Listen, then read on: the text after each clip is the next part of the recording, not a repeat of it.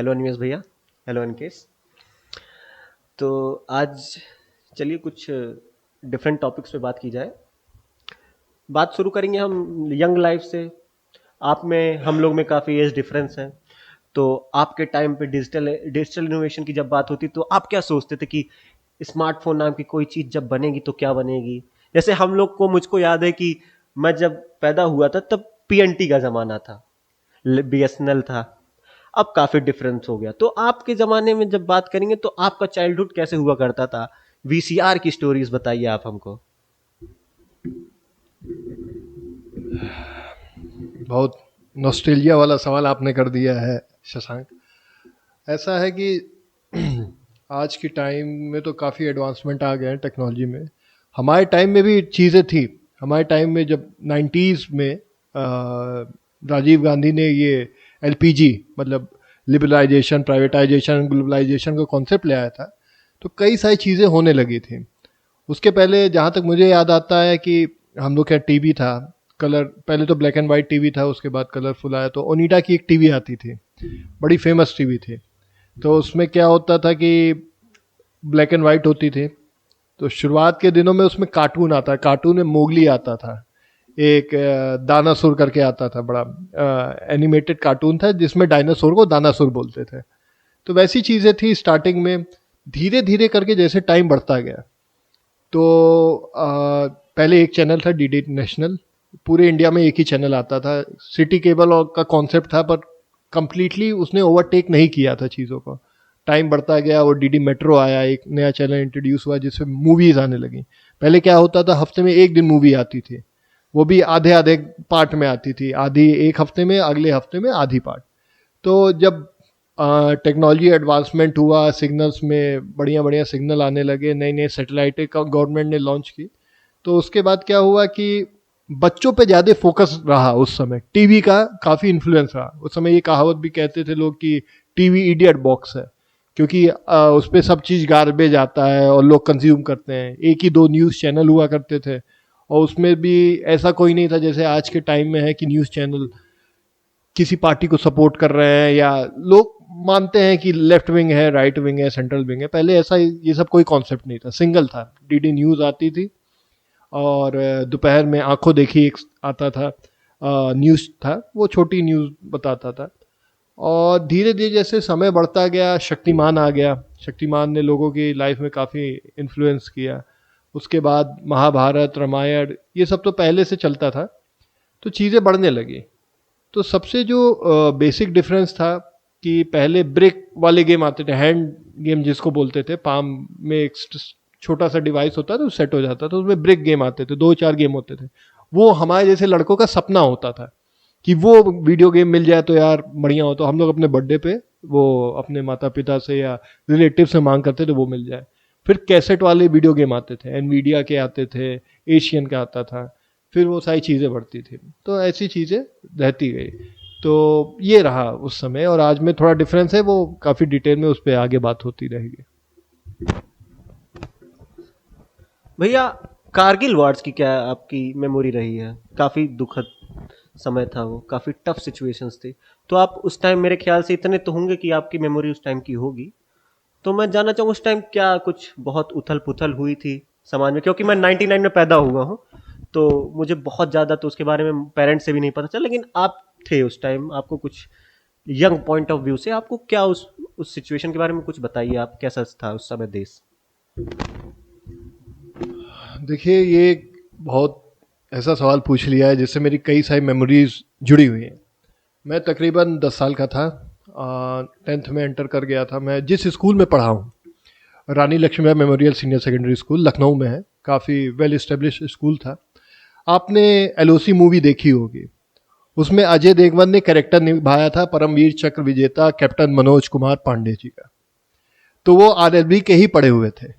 हाँ, और हमारे स्कूल में एक प्रथा थी कि हमारे स्कूल का जो ऑडिटोरियम था, उसका नाम कैप्टन मनोज कुमार पांडे ऑडिटोरियम रखा गया था। वो बनवाया इसीलिए गया था क्योंकि आरएलबी से, हमारे स्कूल से सबसे ज़्यादा जो लोग निकलते थे वो आर्मी में जाते थे। परमवीर चक्र विजेता, अशोक चक्र विजेता, वीर चक्र विजेता, ये कई सारे जो महान हमारे देश के बलिदानी आर्मी ऑफिसर्स थे, उनकी फोटो लगी रहती थी, हम लोग बड़ा इंस्पायर होते थे। उसी टाइम लक्ष्य मूवी आई थी, उससे इंस्पायर होकर थोड़ी देर बाद आई थी, कुछ दिनों बाद। तो कारगिल वॉर का जो मुझे मेमोरी याद है कि अटल बिहारी वाजपेयी जी, स्वर्गीय अटल बिहारी वाजपेयी जी उस समय के प्रधानमंत्री थे। मुशर्रफ वहाँ के प्रधान प्रेसिडेंट थे। तो उनके बीच में बातचीत चलती रहती थी। उस समय नई बस उन्होंने, अटल बिहारी वाजपेयी जी ने एक बस यात्रा शुरू कराई थी जो यहाँ से रावलपिंडी जाती थी, फिर वहाँ से आती थी। तो दोनों देशों के बीच में टेंशन तो हमेशा से रहती थी, पर ये एक उन्होंने एक कदम उठाया था, इनिशिएटिव अटल बिहारी वाजपेयी जी ने किया था। उस पर बैठ के गए भी थे, उधर से लोग आए भी थे, डेलीगेट्स जो आए थे। पर सबको पता है कि पाकिस्तान कैसा है। उसका एकमात्र मकसद है कि इंडिया को डिस्ट्रॉय करना, जो कि वो अब नहीं कर सकता क्योंकि उसके हाथ में खुद कट हो रहा है। तो उसने क्या किया कि कारगिल एक जगह है, लोगों को लगता है जम्मू कश्मीर में है, पर वो जम्मू कश्मीर से नीचे की तरफ बाएं तरफ है। आप जब इंडिया का मैप देखेंगे तो उसमें जब कारगिल की लोकेशन देखेंगे तो वो जम्मू में नहीं है, ना ही कश्मीर में है। उन दोनों एरिया के नीचे लेफ्ट हैंड साइड है। मतलब आप गुजरात से जब ऊपर आप बढ़ते रहेंगे तब हरियाणा से जब आप लेफ्ट जाएंगे ऊपर की तरफ तब है। तो वहाँ पे क्या हुआ, तो उन्होंने एक बड़ी स्ट्रॉन्ग पोजीशन, ऊपर एलिवेशन थे, पहाड़ थे।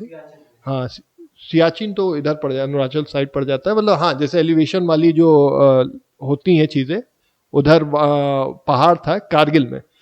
तो उनका जो पोस्ट था, तो पाकिस्तानियों ने ऊपर वाले पोस्ट पे कब्जा कर लिया था। तो दिक्कत इंडिया को इतने दिन इसलिए हुई क्योंकि इंडियन ट्रूप्स और इंडियन सोल्जर नीचे से चढ़ाई करते थे और पाकिस्तानी के जो सैनिक थे वो ऊपर से फायरिंग करते थे। अब नीचे से उनको दिखता नहीं था। और पाकिस्तानी देखिए ट्रेनिंग तो काफ़ी लेते हैं, तो उनका क्या था कि वो हेडशॉट मारते थे आंखों पे। कितने ही भारतीय सैनिकों को उन्होंने आंखों पे गोली मारी, माथे पे गोली मारी, क्योंकि नीचे से नहीं दिखता था कि वो कहाँ से फायर कर रहे हैं, और वो लोग ऊपर से फायर करते थे। पर ये तो सब जानता है कि हमारे देश के जो जवान हैं, ये अकेली आर्मी ऐसी है जो पानी, गुड़ और चने पे सरवाइव कर सकती है। आप कई ऐसे केसेस सुनेंगे, बड़े बड़े मेजर जनरल खुद अपना एग्जाम्पल देते हैं कि यूएस नेवी सील आई, हम सोचते हैं कि यूएस नेवी सील सबसे स्ट्रांग होती है, वो आई, वो अपने साथ बिस्लरी की बोतल ले आते हैं, आप ये सोचिए। और हमारे यहाँ क्या है, पानी, नदी का पानी पी के जवान लड़ता है। ये डिफरेंस था। तो ये एक पूरे देश में एक जोश था कि हमें सैनिकों का मनोबल बढ़ाना है। पूरे देश में अलग अलग मुहिम चलती थी, लोग अपने घरों से, मुझे खुद याद है मेरे घर से कपड़े गए थे। पैसे तो छोटी चीज़ है, कपड़े, कुछ खाना बनाना, लोगों को, सैनिकों के लिए खत लिखना। देखिए, जब भी कोई देश दूसरे देश से लड़ता है तो ऐसा माना जाता है कि वो देश की इकोनॉमी 8 साल पीछे चली गई। पर कारगिल वॉर जीतना हमारे लिए ज़रूरी था क्योंकि वो हमारे पे हमला था। भारतीय ट्रूप्स ने, भारतीय सोल्जर ने हमेशा की तरह पाकिस्तान को धूल चटाई, वो जो पोस्ट था उसको ऑक्यूपाई किया और वहाँ तिरंगा लहराया। कारगिल दिवस जब बनता है पूरा देश गर्मान्वित महसूस करता है। और ये, इसके पीछे एक लीडरशिप जो क्वालिटी थी स्वर्गीय अटल बिहारी वाजपेयी जी की, वो भी है। क्योंकि वो चाहते तो समझौता कर सकते थे कि नहीं ये एरिया इधर है, ये एरिया, उनका साफ था। एक वीडियो आपने ज़रूर देखा होगा कि मुशर्रफ ने कहा था कि हमने न्यूक्लियर बम बनाया है, हम पाकिस्तान से न्यूक्लियर बम दागेंगे, भारत खत्म हो जाएगा। तो अटल बिहारी वाजपेयी जी ने ये कहा था, ये कई सारे आप रील्स और वीडियोस में देखे होंगे, कि अगर पाकिस्तान ने ऐसा किया तो मैं आपको ये आश्वस्त कराना चाहता हूं कि कल का सूर्योदय पाकिस्तान नहीं देख पाएगा। हमारा तो दिल्ली जाएगा बस, पर अगले दिन का सूर्योदय पाकिस्तान पूरा नहीं देख पाएगा। ये लीडरशिप क्वालिटी है। और बहुत सारी मेमोरीज है, इमोशनल होते थे जब एलओसी आई, देखा हमने। वो जब इसी चीज़ से इंस्पायर होकर मैंने भी एसएसबी की तैयारी की। 2 बार मैं एसएसबी में सेलेक्ट हुआ। एक बार मैं एसएसबी बेंगलोर गया और एक बार एसएसबी भोपाल गया। अनफॉर्चुनेटली शायद मेरी किस्मत में नहीं था, मैं नहीं हो पाया। वो सपना रहता है इंडिया में यूनिफॉर्म पहनने का, देश के लिए सेवा करने का, वो हो नहीं पाया। पर ऐसी कई मेमोरीज हैं जिसने मुझे बहुत हद तक अंदर तक निचोड़ा और एक बेहतर इंसान बनने में मदद की।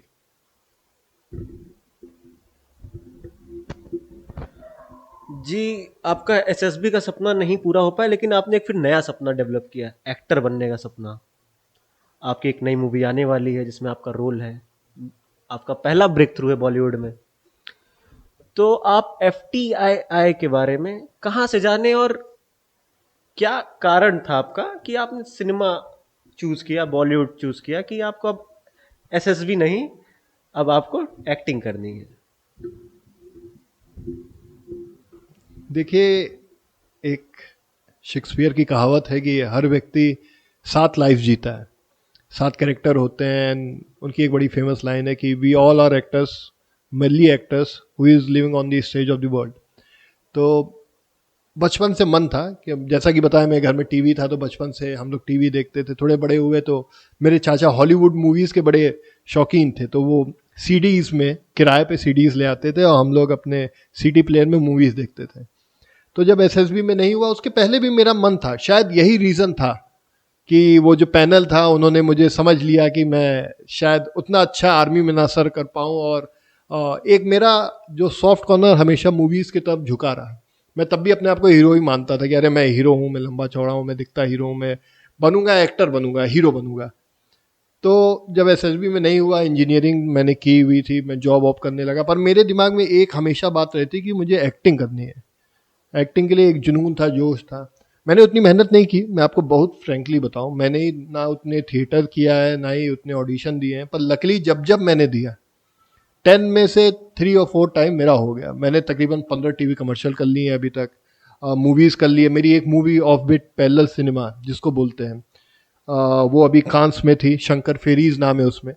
मैंने एक सीनियर आईपीएस ऑफिसर का कैरेक्टर निभाया है। वो 1960s की पटकथा है, यहीं लखनऊ में शूट हुई थी, अभी कांस में गई थी, बुसान फिल्म फेस्टिवल में गई थी, इंडिया में अब वो आई है। होपफुली 1-2 साल में जब सारे अवार्ड से वो आ जाएगी लौट के, तो रिलीज होगी, तो मैं देखूंगा उसको। एफ का क्या है, एफ का क्या है कि जब मैं पहला ऐड कर रहा था, अनकॉमन सेंस फिल्म प्रोडक्शन है, उन्होंने मुझे पहला ब्रेक दिया था जब मैं उनके साथ पहला टीवी कमर्शियल शूट कर रहा था।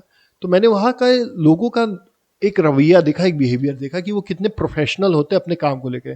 हम लोग देखिए एक सेकेंड टीयर और थर्ड टीयर सिटी से आते हैं, लखनऊ, बनारस, ये सब अब डेवलप हुआ है, पहले ये डेवलप नहीं हुआ था। तो हम लोग, एक चीज़ होती है कि हम लोग के सपने होते हैं, स्टार स्ट्रक हो जाता है, कोई चीज़ देखे, कैमरा देखे हम लोग जोश में आ जाते हैं। तो ये सारी चीज़ें थी। पर जब मैं वहाँ काम करने पहुँचा तो मैंने देखा कि लोग कितना प्रोफेशनली काम कर रहे हैं। उनके लिए एक काम की तरह है, पूजा है। हम लोग की तरह नहीं कह रहे कैमरा देख लिया, अरे कैमरा, अब तो हम हीरो हैं, अपने आप को राजा। वहाँ का प्रोड्यूसर भी आपके साथ ज़मीन पे बैठ के डिस्कशन करता है, डायरेक्टर भी कर रहा है, वो पसीना बह रहा है, गर्मी में बैठा है, पर वो मेहनत कर रहा है। तो मैं ये सोचता था कि इनके अंदर ये इतना पैसा होने के बाद, इतना फेम नेम होने के बाद भी ये कैसे डाउन टू अर्थ रहते हैं। तो वहाँ के लोगों ने बताया कि उन्होंने ट्रेनिंग हासिल की है।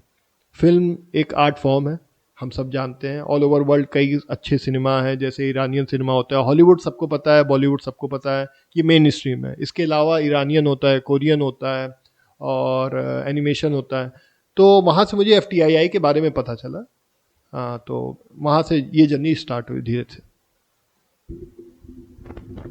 चलिए अब अपना रुख हम अनकेस की तरफ करते हैं। आपकी लाइफ के बारे में बात हो गई, तो अब हम एक गांव गांव से जो बंदा गांव का परिवेश क्या? गांव से जो बंदा सिटी में जब आता है, क्या डिफरेंस पाता है, एजुकेशन चेंज हुआ है, उसमें आप क्या असर पाते हैं अनकेश जी, जरा डिस्कस कीजिए।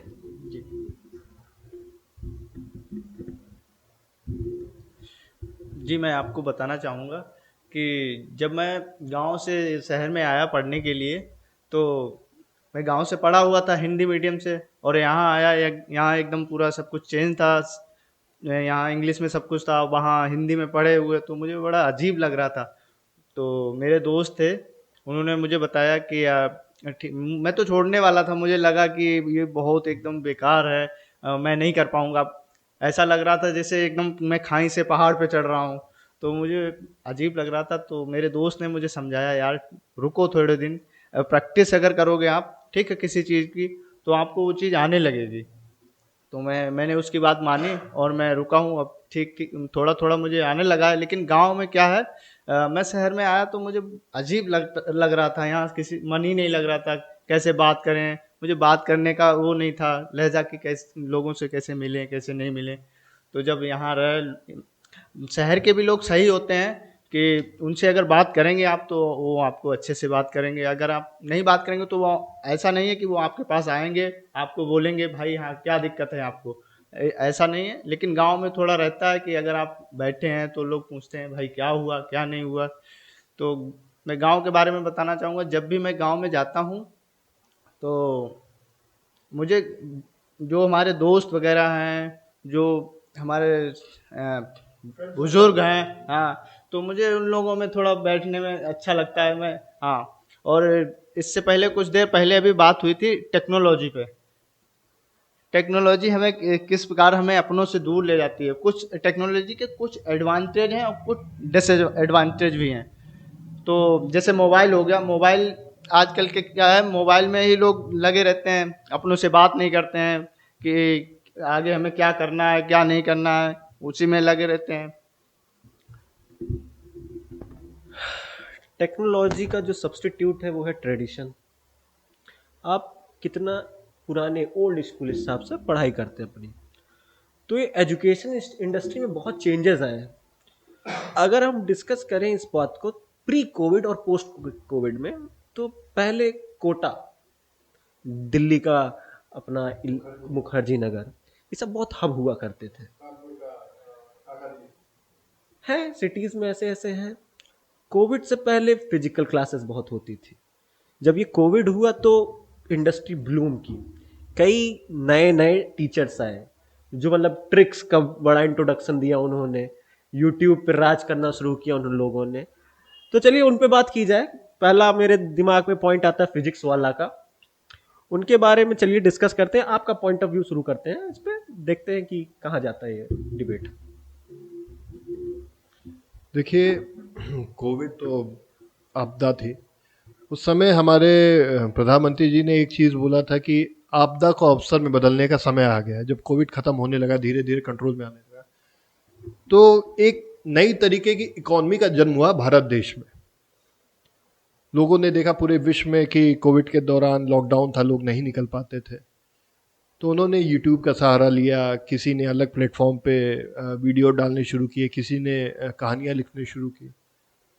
तो एक नई तरीके की क्रिएटर का एनवायरनमेंट बनने लगा, नई इकॉनमी बनी।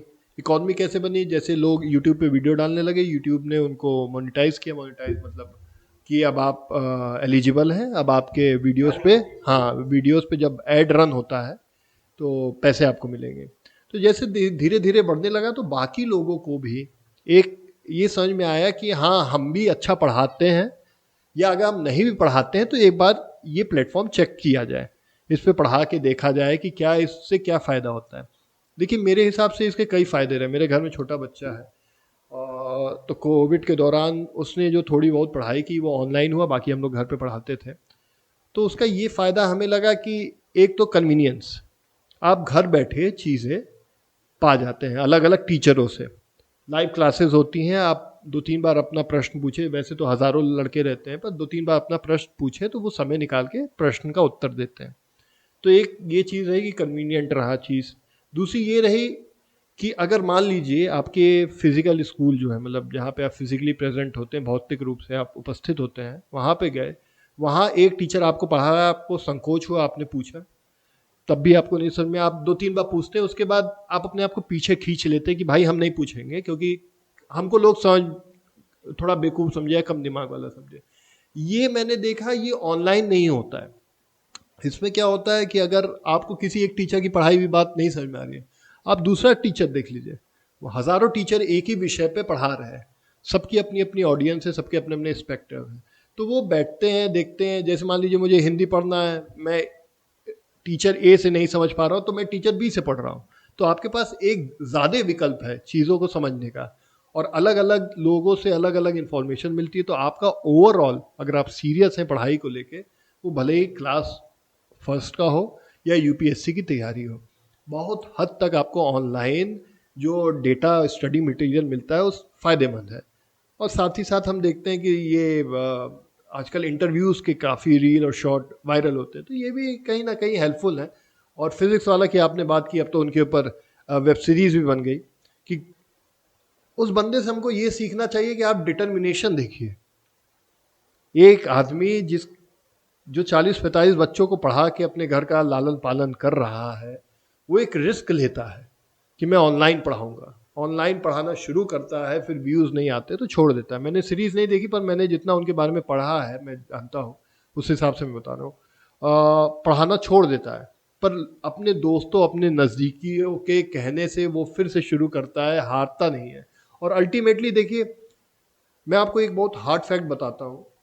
आप कितनी भी फिजियोलॉजिकल बातें कर ले, साइकोलॉजिकल बात कर ले, जब आपको प्रॉफिट होता है या जब आप मॉनिटरी टर्म्स में कुछ पाते हैं, तो बहुत बड़ा मोटिवेशनल फैक्टर होता है। आप कुछ भी हो जाए, आप ऋषि मुनि जैसी बातें कर ले, पर ये फैक्ट है, जब आपकी जेब में थोड़े पैसे आते हैं तो आप काम करने के लिए प्रेरित होते हैं। तो ये सारी चीज़ें हैं। ऐसे हज़ारों टीचर हैं जो हमको आए दिन किसी विषय पे या जीवन जीने की तरीकों पे राय देते हैं या समझाते हैं। तो बहुत अच्छा मुझे लगता है कि ये जो प्लेटफॉर्म है दिन पर दिन बढ़ रहा है। प्लेटफॉर्म पे ग्रोथ हो रही है, स्टूडेंट्स को ऑप्शंस मिल रहे हैं, लेकिन इसका एक ड्रॉबैक मेरे हिसाब से कि जो एक फिजिकल इन्वायरमेंट मिलता था बच्चों को स्कूल में, जब हम लोग अपनी स्कूल की लाइफ के बारे में डिस्कस करते हैं, तो एक होता है कि हम लोग के बहुत करीब दोस्त बन जाते हैं लाइफ टाइम के लिए। तो वो एक तरह से इस ऑनलाइन एजुकेशन की ज़माने में थोड़ा ड्रॉबैक है। बाकी ऑप्शंस है तो ये अच्छी चीज़ है मेरे हिसाब से। बात हुई कि यूट्यूब पे व्यूज़ नहीं आए थे उनके शुरुआत में, लेकिन उनके अंदर एक झिझक थी, मतलब एक जज्बा था कि वो कंटिन्यू किए उस वर्क को। इसमें कई बार ये होता है कि जो नए यूट्यूबर्स होते हैं, जो नया इस प्लेटफॉर्म पे अपना चैनल ग्रोथ करना चाहते हैं, उनकी अगर बात की जाए तो वो एक यहाँ से इंस्पिरेशन ले सकते हैं मेरे हिसाब से कि ऐसा तो ज़रूरी है नहीं आपको यूट्यूब का एल्गोरिदम तुरंत सपोर्ट करेगा, आपकी वीडियो तुरंत वायरल हो जाएगी। कई बार तो आपको कई बार चैनल बदलने पड़ते हैं, नाम बदलना पड़ता है, वीडियो का जॉनरा बदलना पड़ता है। तो ये भी एक बात है। आपका इसमें एक्सपीरियंस काफ़ी रहा है, तो चलिए उस पे बात किया जाए कि आपने जब यूट्यूब चैनल शुरू किया था तब आपकी क्या राय थी इस यूट्यूब को लेकर? जब आपको कॉपीराइट स्ट्राइक आपका पहला पड़ा था तो आपको क्या झटका हुआ था? और आप फ्यूचर को लेकर, यूट्यूब के फ्यूचर को लेकर क्या प्लान कर रहे हैं? देखिए, सबसे पहले तो मैं आपको एक बात बताऊं कि ये ह्यूमन नेचर होता है। जब भी आप कुछ नई चीज़ शुरू करते हैं तो आप जोश में रहते हैं, कमिटमेंट रहता है। पर जहां आप एक दो बार फेलियर देखते हैं या आपके अंदर डिसिप्लिन की कमी होती है तो आप वो चीज़ ड्रॉप कर देते हैं, फिर कहते हैं यार ये नहीं ये। तो सबसे ज़रूरी दो चीज़ होती है, कमिटमेंट और मोटिवेशन। मोटिवेशन आपको वीडियो देख के 1-2 सेकंड का आता है, वो जब तक आपके अंदर डिसिप्लिन नहीं रहेगा तो आप मोटिवेटेड नहीं रहेंगे। मोटिवेशन का मतलब ये नहीं कि आपके बॉडी में हमेशा टेस्टोस्टेरोन हमेशा हाई रहा कि अरे हम तो करेंगे। अरे भाई, आप बीमार हैं तो आप नहीं कर सकते, कॉमन सी बात है। तो ये सारी चीज़ें होती थी। जब मैंने यूट्यूब चैनल शुरू किया तो मैंने सबसे पहले एक्टिंग को लेके ही शुरू किया कि ऑडिशन कैसे दे, क्या क्या चीज़ ऑडिशन में ध्यान रखना है, अपना सेल्फ इंट्रोडक्शन कैसे दे। और मैंने अपने जो टीवी कमर्शियल किए थे उनका डाला, पर व्यूज़ नहीं आए, वो नहीं आया। तो मैंने फिर जॉनर चेंज किया। फिर मैं थोड़ा बाइक से रिलेटेड, कार से रिलेटेड चीज़ें डालने लगा। उस समय मैंने नई बाइक परचेज़ की थी जावा की, तो वो वीडियोस डाले। जब वो वीडियोस डाले तो उनके 1-2 रील जो थे वो वायरल हो गए, लाखों के ऊपर अभी भी उसमें व्यूज़ हैं। तो उससे सब्सक्राइबर बढ़ने लगे। पर मैंने ये देखा कि वो मेरा स्ट्रॉन्ग सूट नहीं है। मैं बाइक के बारे में ज़्यादा बात नहीं कर पाता क्योंकि मुझे ज़्यादा इतना इंटरेस्ट ही नहीं है ना कार्स में, बाइक में। तो वो कुछ दिन बाद वो आइडिया भी मैंने ड्रॉप कर दिया। फिर मैंने देखा कि बीच में मुझे अध्यात्म और ये साइकोलॉजी में पढ़ने में बड़ा इंटरेस्ट आ रहा था, तो मैं उस पर भी कई दिनों तक वीडियो बनाया, वहाँ बात किया। तो उस पर व्यूज़ एकदम ही नहीं आते। मुझे लगा कि मैं आज के जनरेशन से कनेक्ट नहीं कर पा रहा हूँ। ऐसा नहीं है कि सब्सक्राइबर नहीं बढ़े, पर व्यूज़ नहीं आए। तो फिर मैंने आइडिया ड्रॉप कर दिया। मैंने बताया ना, मैं थोड़ा चंचल दिमाग है। फिर मैंने हैंड राइटिंग, फिर अमेजिंग फैक्ट, फिर हिंदी कहानियाँ, ऑडियो बुक और मूवीज़ ट्रेलर, रिव्यूज़ और पढ़ाई की बातें सब डाली। तो देखिए, एक बात मैं आपको बहुत साफ साफ बताऊं, ये बात सुनने में आपको कठोर लग सकती है, पर सच्चाई यही है। ऐसा नहीं है कि आप यूट्यूब को अगर करियर अडॉप्ट कर रहे हैं और आप रेगुलर वीडियो डाल रहे हैं तब भी आप सक्सेस पाएंगे ही पाएंगे, इसकी कोई श्योरिटी नहीं है। पर एक चीज़ फिक्स है कि अगर आपका कंटेंट रेलेवेंट है तो एक ऑडियंस का जो तबका होता है, एक सेगमेंट ऑफ ऑडियंस है, वो आप अपने लिए बचा के रखते हैं। जैसे मान लीजिए मैं विराट कोहली के ऊपर वीडियो बनाने लगूँ, जो बहुत बड़े क्रिकेटर हैं, तो विराट कोहली के फैन आज नहीं तो कल मेरे चैनल से जुड़ेंगे ही जुड़ेंगे। तो एक सेट ऑफ ऑडियंस मैं अपनी सिक्योर कर लेता हूँ। तो यही सोच के मैंने अब ये पॉडकास्ट वाला चीज़ें शुरू की थी, अलग अलग लोगों से मिला, फिटनेस इंडस्ट्री, और जैसे कि एक आदमी का नॉलेज कभी ज़्यादा हो नहीं सकता, ये ऐसा मेरा मानना है, क्योंकि आदमी हमेशा सीखता है, और जो ये सोचता है कि मैंने सब सीख लिया, तो उसकी नॉलेज नहीं। तो मेरा आगे का प्लान ये है कि मैं अलग अलग लोगों को मिलूँगा, उनसे बातचीत करूँगा, कोशिश करूँगा कि उनसे कुछ सीखूँ, अपने तजुर्बे एक्सपीरियंस उनसे शेयर करूँ, और ये सारी चीज़ें मिल के हमारे दर्शकों को फ़ायदा पहुँचे, वो जीवन में मोटिवेट हो सके और आगे बढ़ सके। क्योंकि सबसे ज़रूरी है आपको आगे बढ़ना है और अपने आसपास की सराउंडिंग जो होती है उसको भी डेवलप करना है। मेरा मानना ये है।